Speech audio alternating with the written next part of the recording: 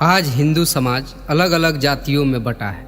ऊंची और नीची जाति का गंदा खेल लगातार बढ़ रहा है। कुछ समाज के ठेकेदार तो कुछ राजनीतिक संगठनों से जुड़े नेता जातिवादी राजनीति के चक्कर में हिंदुओं को बांटने का काम कर रहे हैं। साल 2011 की जनगणना के अनुसार भारत में 20 करोड़ से अधिक लोग दलित समुदाय से ताल्लुक रखते हैं और इसी समुदाय की एक प्रमुख जाति चमार भी है। आज भले ही दुष्ट लोग चमार शब्द का प्रयोग किसी का अपमान करने के लिए करते हैं, लेकिन चमार असल में चंवर वंशीय क्षत्रिय हुआ करते थे। चमारों का अपने आप में एक गौरवशाली इतिहास रहा है। इस जाति के अनेक सूरवीर योद्धा हुए हैं। विदेशी आक्रमणकारियों के खिलाफ आवाज उठाने से लेकर भारत की स्वतंत्रता तक चमारों का योगदान बहुत महत्वपूर्ण रहा है। आपको जानकर हैरानी होगी कि प्राचीन काल में चमार जाति का कहीं भी वर्णन नहीं मिलता है। तो फिर चमार जाति कैसे अस्तित्व में आई? क्यों सूर्यवंशी क्षत्रियों से ताल्लुक रखने वाले कुछ लोगों को आज चमार कहा जाता है? तो आज के इस वीडियो में हम चमार जाति के बारे में विस्तार से आपको बताएंगे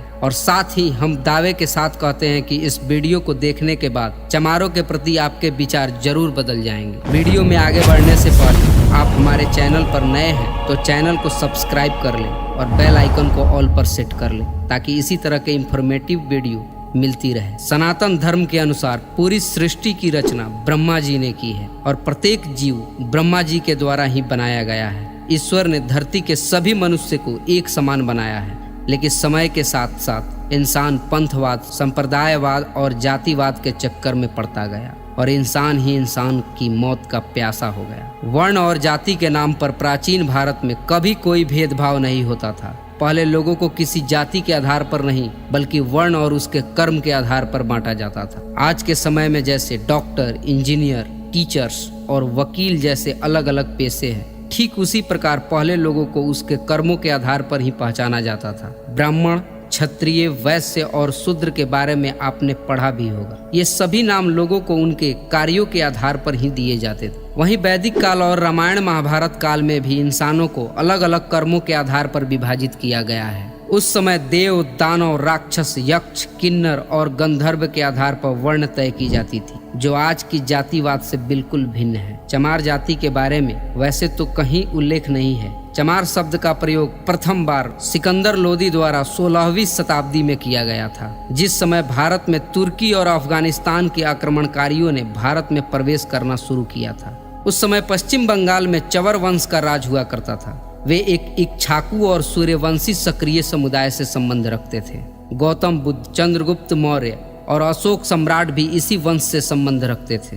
राजा चवरसेन के शासनकाल के दौरान चवर वंश काफी ऊंचाइयों तक पहुंच गया था। संत रविदास जी भी चवर वंश के ही वंशज थे। चित्तौड़ के राजा राणा सांगा और उनकी पत्नी झाली रानी संत रविदास जी को काफी मानते थे। राजा और रानी ने मिलकर रविदास जी से चित्तौड़ आने का अनुरोध किया और कहा कि वे चित्तौड़ के राजगुरु बनकर महल में निवास करें। रविदास जी ने राजा का आग्रह स्वीकार कर लिया और चित्तौड़ के महल में रहने लगे। इस दौरान रविदास जी के व्याख्यान और उनकी रचनाओं ने लोगों को काफी प्रभावित करना शुरू कर दिया और बड़ी संख्या में लोगों ने रविदास जी को अपना गुरु स्वीकार कर लिया। वहीं दूसरी ओर दिल्ली में सिकंदर लोदी का शासन चल रहा होता है। सिकंदर को रविदास जी के बारे में सूचना मिली तो उसे डर हुआ कि कई लोग इस्लाम धर्म की बजाय रविदास जी से ज्यादा प्रभावित होना ना शुरू कर दें। सिकंदर घबरा गया और अपने एक खास व्यक्ति मुल्ला सदना फकीर से कहा कि वो चित्तौड़ जाए और रविदास जी से इस्लाम धर्म कबूल करने को कहे।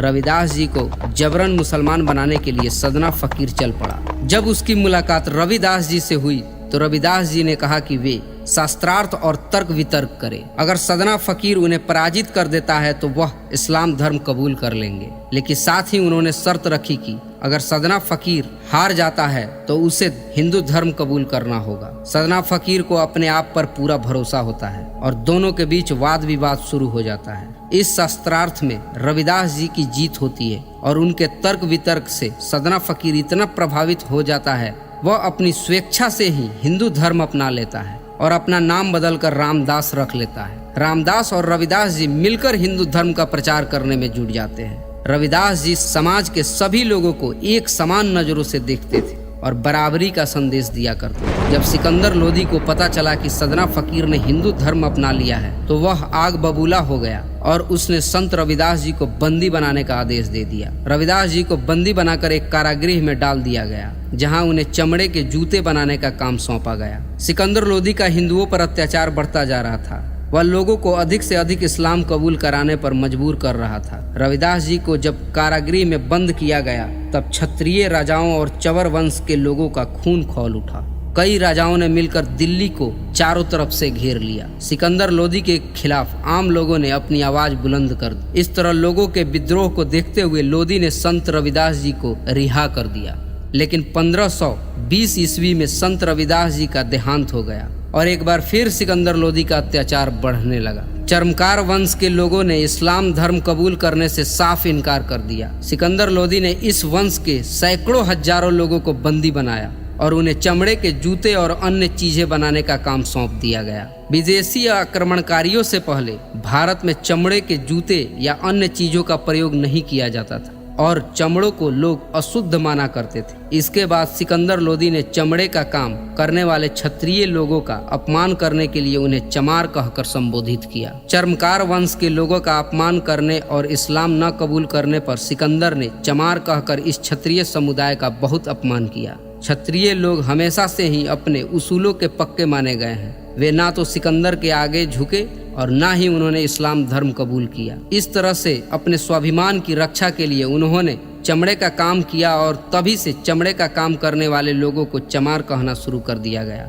इस जाति के लोगों की शिक्षा पर रोक लगा दी गई, जिससे कि उनकी आने वाली पीढ़ी को अपने गौरवशाली इतिहास के बारे में बिल्कुल भी पता न चल सके। चमड़े का काम करने के कारण ही उन्हें क्षत्रिय समुदाय से अलग कर दिया गया। सिकंदर लोदी ने ही इन्हें नीच और शूद्र जाति का दर्जा दिया। कर्नल टॉड ने अपनी पुस्तक द हिस्ट्री ऑफ राजस्थान में चर्मकार वंश और राजा चवरसेन के बारे में काफी कुछ लिखा है। चमार जाति के इतिहास के बारे में सबसे अच्छी व्याख्यान डॉक्टर विजय सोनकर शास्त्री जी की पुस्तक हिंदू चर्मकार जाति में देखने को मिलता है। आज भी चमार जाति के लोग संपूर्ण भारत में फैले हुए हैं। भारत के अलावा नेपाल और पाकिस्तान में भी इस समुदाय के लोग रहते हैं। राजस्थान के कुछ हिस्सों में चमारों का रहन सहन और बर्ताव राजपूतों जैसा नजर आता है। महिलाएं घूंघट रखती हैं तो वहीं पुरुष स्वाभिमान के लिए मूछें और पगड़ी रखते हैं। आज किसी दलित को या इस जाति के लोगों को चमार कहा जाए तो वे काफी गुस्सा हो जाते हैं और अपमानजनक महसूस करते हैं, और वे अपनी जगह बिल्कुल सही भी हैं,